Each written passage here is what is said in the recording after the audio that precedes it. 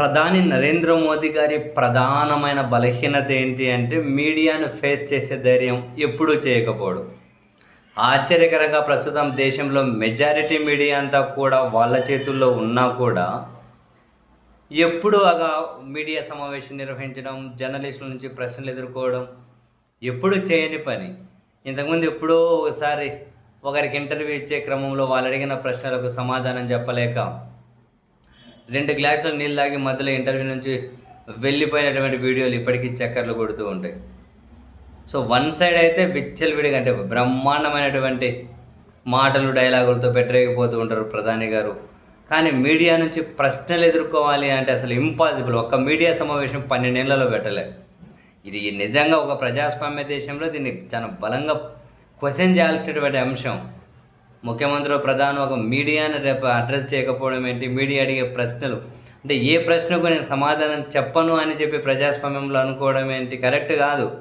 కానీ మన దగ్గర అంత క్వశ్చన్ చేసే అంత చైతన్యం ఎవరికీ లేదు. కాబట్టి ఇక్కడ ఏమి పెద్ద చర్చనీయాంశం అవ్వలేదు.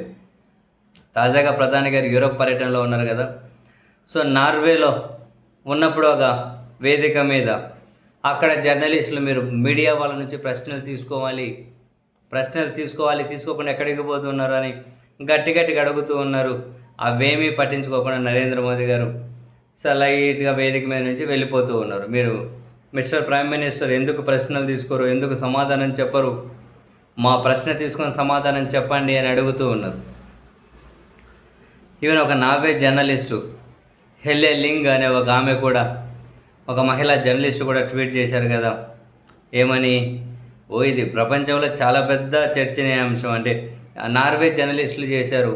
ఎందుకంటే నార్వే అనేది ప్రపంచ మీడియా స్వేచ్ఛలో నంబర్ 1 ప్లేస్లో ఉంటుంది. ఆమె కూడా ట్వీట్ చేశారు, prime minister of India Narendra Modi would not check my question, I was not expecting him to అట. Norway has the number 1 spot on the world press freedom index. India is at 157th place, competing with Palestine, Emirates and Cuba అట.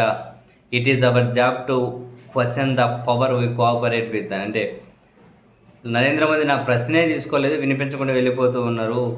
గట్టిగా అడుగుతూ ఉన్నా. Norway media స్వేచ్ఛలో first place ఉంది. భారతదేశం 157వ ప్లేసులో పాలస్తీనా, క్యూబాతో పోటీ పడుతూ ఉన్నారు. పవర్లో ఉన్న వాళ్ళని ప్రశ్నించడం మీడియా బాధ్యత. అది సమాధానం చెప్పకుండా పోవడం ఏంటి అని చెప్పి ఆమె ట్వీట్ చేస్తే దాదాపు 1.5 బిలియన్స్ పైగా చూశారు.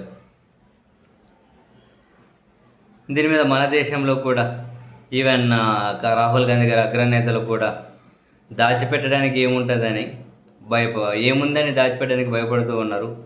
అంటే when there is nothing to hide, there is nothing to fear. దాచిపెట్టేది ఏమీ లేకుంటే భయపడాల్సిన అవసరం లేదు కదా.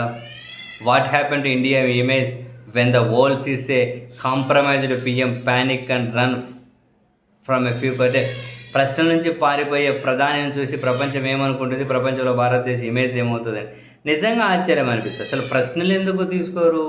మీడియా ప్రశ్నలకు సమాధానాలు ఎందుకు చెప్పరు? బహిరంగ సమావేశాల్లో, వన్ సైడ్ మీటింగ్లలో దుమ్ము దులిపేస్తూ ఉంటారు కదా మాటలు. మీడియా ప్రశ్నలు ఎందుకు తీసుకోరు?